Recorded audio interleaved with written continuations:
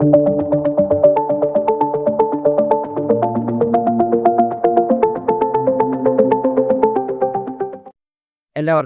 എൻ്റെ നമസ്കാരം. എന്താണ് മൈൻഡ്ഫുൾനെസ് മെഡിറ്റേഷൻ എന്ന് എല്ലാവരും ചോദിക്കാറുണ്ട്. മൈൻഡ്ഫുൾനെസ് മെഡിറ്റേഷൻ വളരെ സിമ്പിളാണ്, വളരെ എളുപ്പമാണ്. പക്ഷേ അതിന് പ്രാക്ടീസ് വേണം എന്നുള്ളത് മാത്രമേ ഉള്ളൂ. മൈൻഡ്ഫുൾനെസ് മെഡിറ്റേഷൻ എന്ന് ഇംഗ്ലീഷിൽ പറയുമ്പോൾ നമ്മളെല്ലാവരും അത് വല്ലാത്ത ഒരു സംഭവമാണ് എന്ന് കരുതാറുണ്ട്. പക്ഷേ അത് വളരെ സിമ്പിളാണ്. നമ്മൾ ഏത് കാര്യം ചെയ്യുന്നുവോ ആ കാര്യം മനസ്സറിഞ്ഞ് ചെയ്യുക. അതായത് നമുക്ക് 5 ഇന്ദ്രിയങ്ങളുണ്ട്. നമ്മുടെ കണ്ണ്, മൂക്ക്, വായ, ത്വക്ക്, ചെവി. ഈ 5 ഇന്ദ്രിയങ്ങൾ ഉപയോഗിച്ച് നമ്മുടെ ശരീരത്തെയും ചുറ്റുപാടുമുള്ള കാര്യങ്ങളെയും നമ്മൾ ചെയ്യുന്നതിനെയെല്ലാം കൃത്യമായി നോക്കിക്കണ്ട് അതിനനുസരിച്ച് പൂർണ്ണമായി ഫോക്കസ് ചെയ്തെടുക്കുവാൻ ശ്രമിക്കുക. ഇത് ഡൈനാമിക് ആയതുകൊണ്ട് നമുക്ക് വളരെയധികം എളുപ്പത്തിൽ സാധിക്കുന്ന ഒന്നാണ്. പക്ഷേ പ്രാക്ടീസ് വേണം എന്നുള്ളതാണ് ഏറ്റവും പ്രധാനം. മൈൻഡ്ഫുൾനെസ് മെഡിറ്റേഷനിൽ വളരെ പ്രധാനമായി എല്ലാ വീഡിയോകളിലും കാണാറുള്ളത് നമ്മുടെ ശരീരത്തെ സ്കാൻ ചെയ്യുക, അതല്ലെങ്കിൽ നമ്മുടെ ബ്രീത്തിനെ സ്കാൻ ചെയ്യുക എന്നുള്ളതാണ്. ഓരോന്നായി ഞാൻ പറയാം. ഈ ചാനൽ സബ്സ്ക്രൈബ് ചെയ്യുവാൻ മറക്കരുത്, ബെൽ ബട്ടൺ അമർത്തുവാൻ മറക്കരുത്. എന്തെങ്കിലും സംശയമുണ്ടെങ്കിൽ കമൻറ്റ് ബോക്സിൽ എഴുതി ചോദിക്കാം. എല്ലാ ഞായറാഴ്ചയും രാത്രി 9:30 മണിക്ക് ഞാൻ ലൈവിൽ വരുന്നുണ്ട്. നിങ്ങൾക്ക് പങ്കെടുക്കാം, ചോദ്യങ്ങൾ ചോദിക്കാം.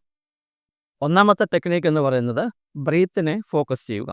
കണ്ണടച്ച് റിലാക്സ് ആയിരുന്ന് നമ്മുടെ ബ്രീത്ത് നമ്മുടെ മൂക്കിലൂടെ അകത്തേക്ക് പോകുന്നതും മൂക്കിലൂടെ തന്നെ പുറത്തേക്ക് വരുന്നതും, പിന്നീട് മൂക്കിലൂടെ അകത്തേക്ക് കടത്തുന്നതും വായിലൂടെ പുറത്തേക്ക് വിടുന്നതും, അതുപോലെ ആ ബ്രീത്ത് തന്നെ തൊണ്ടയിലൂടെ കടന്നു പോകുന്നതായും ആ ബ്രീത്ത് തന്നെ നമ്മുടെ ചെസ്റ്റിനെ ചെറുതായി ഉയർത്തുന്നതായും താഴ്ത്തുന്നതായും നമ്മുടെ സ്റ്റൊമക്കിനെ ചെറുതായി ചലിപ്പിക്കുന്നതായും എല്ലാം നമ്മുടെ മനസ്സിൻ്റെ കണ്ണുകൾ കൊണ്ട് കണ്ടിന്യൂസ്ലി കണ്ടുകൊണ്ടിരിക്കുക.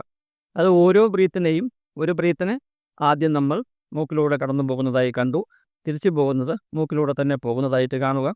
അടുത്തത് നമ്മുടെ തൊണ്ടയിലൂടെ കടന്നു പോകുന്നു, തൊണ്ടയിലൂടെ തിരിച്ചു വരുന്നു. അടുത്തത് നമ്മുടെ ചെസ്റ്റ് ഹൈ ആവുന്നു, അതായത് ഉയരുന്നു, താഴുന്നു. ആ ചെസ്റ്റ് പുറത്തേക്ക് അകത്തേക്ക് പോകുന്നു. വീണ്ടും അതേപോലെ സ്റ്റൊമക്ക് ഉയരുന്നു, താഴുന്നു. ചെറുതായിട്ടാണെങ്കിലും അതിൽ മാനസികമായി ഫോക്കസ് ചെയ്യുക. അത് റിപ്പീറ്റ് ചെയ്തുകൊണ്ടിരിക്കുക. എത്ര കഴിയുമോ അത്രയും റിപ്പീറ്റ് ചെയ്യുക. പലപ്പോഴും മനസ്സ് പാളിപ്പോകാം, അതൊന്നും മൈൻഡ് ചെയ്യണ്ട, കണ്ടിന്യൂസ് ആയിട്ട് ചെയ്താൽ മതി. പിന്നീടുള്ളത് ബോഡി സ്കാനിങ് ആണ്. കണ്ണടച്ച് പിടിച്ച് റിലാക്സായി ഇരിക്കുകയോ കിടക്കുകയോ ചെയ്തുകൊണ്ട് ശരീരത്തിലെ ഓരോ അവയവത്തെയും മനസ്സിൻ്റെ കണ്ണുകൾ കൊണ്ട് വളരെ റിലാക്സായി ഓരോ അവയവങ്ങളായി സമയമെടുത്ത് കണ്ട് റിലാക്സാക്കി മുന്നോട്ട് പോവുക. ഇതാണ് ബോഡി സ്കാനിങ് എന്ന് പറയുന്നത്. Anxiety, panic disorder, anxiety disorder, OCD, depression എന്നിവയിൽ CBT എങ്ങനെ ഉപയോഗിക്കാം എന്നുള്ളതിനെക്കുറിച്ച് ഒരു പുസ്തകം ഞാൻ എഴുതിയിട്ടുണ്ട്. ഇംഗ്ലീഷിലാണ്. ആ പുസ്തകത്തിൻ്റെ ലിങ്ക് താഴെ ഡിസ്ക്രിപ്ഷൻ ബോക്സിൽ കൊടുത്തിട്ടുണ്ട്. നിങ്ങൾക്ക് താല്പര്യമുണ്ടെങ്കിൽ ആ പുസ്തകം വാങ്ങിക്കാം, വായിക്കാം. മൂന്നാമതൊരു മൈൻഡ്ഫുൾനെസ് ടെക്നിക്ക് എന്ന് പറയുന്നത് മൈൻഡ്ഫുൾ വാക്കിംഗ് ആണ്. നമ്മൾ നടക്കുമ്പോൾ നമ്മുടെ കാലുകൾ പ്രതലത്തിൽ അമരുന്നതും പ്രതലത്തിലെ ചലനങ്ങൾ തിരിച്ചറിയുന്നതും, നമ്മുടെ കാലുകളുടെ ചലനങ്ങൾ, നമ്മുടെ കൈകളുടെ ചലനങ്ങൾ, നമ്മുടെ ശരീരഭാഗങ്ങളുടെ ചലനങ്ങൾ, ഇതെല്ലാം നോക്കിക്കണ്ട് അനുഭവിച്ച് മുന്നോട്ട് പോവുക. അതേപോലെ ചുറ്റുപാടും കാണുന്ന എല്ലാ കാര്യങ്ങളെയും നമ്മുടെ പഞ്ചേന്ദ്രിയങ്ങൾ കൊണ്ട് കണ്ട് ആസ്വദിച്ച് അനുഭവിച്ച് മുന്നോട്ട് പോകുന്ന പ്രക്രിയ. അതാണ് മൈൻഡ്ഫുൾ വാക്കിംഗ്.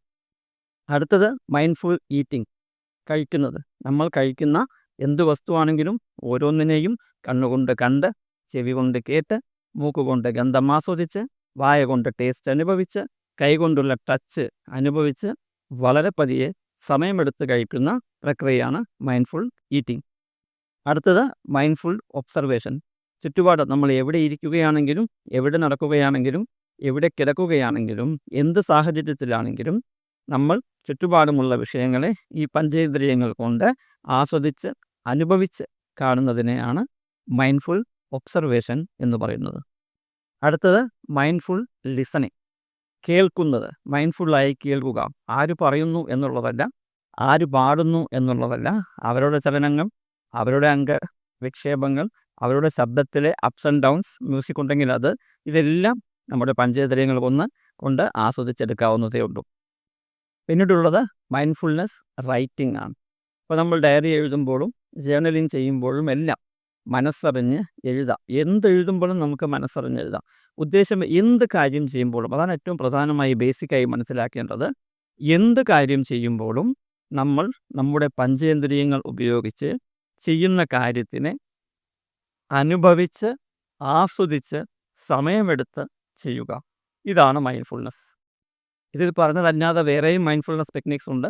പക്ഷെ ഞാൻ ഏകദേശം അതെങ്ങനെ ചെയ്യണം എന്ന് കവർ ചെയ്ത സ്ഥിതിക്ക് നിങ്ങൾക്ക് ഇത് ഐഡിയ പൂർണ്ണമായും മനസ്സിലാക്കാൻ കഴിഞ്ഞിട്ടുണ്ടാവാം. പക്ഷേ വളരെ പ്രധാനപ്പെട്ട കാര്യം, ഇത് പ്രാക്ടീസിലൂടെ നേടിയെടുക്കേണ്ടതാണ്. നമ്മൾ ഓരോ കാര്യം ചെയ്യുമ്പോഴും ഈ മൈൻഡ്ഫുൾനെസ് പ്രാക്ടീസ് ചെയ്യാൻ സ്റ്റാർട്ട് ചെയ്യുമ്പോൾ മിക്കവാറും നമുക്ക് 1-2 മിനിറ്റ് കഴിയുമ്പോഴേക്കും നമ്മുടെ ഫോക്കസ് പാളിപ്പോകാം. അത് പ്രാക്ടീസിൻ്റെ കുറവിനെയാണ് കാണിക്കുന്നത്. ഫോക്കസ് പാളിപ്പോകുന്നതുകൊണ്ട് കുഴപ്പമൊന്നുമില്ല.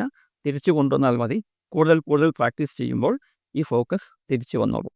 ഈ വീഡിയോ കണ്ടതിൽ എല്ലാവർക്കും നന്ദി. നമസ്കാരം.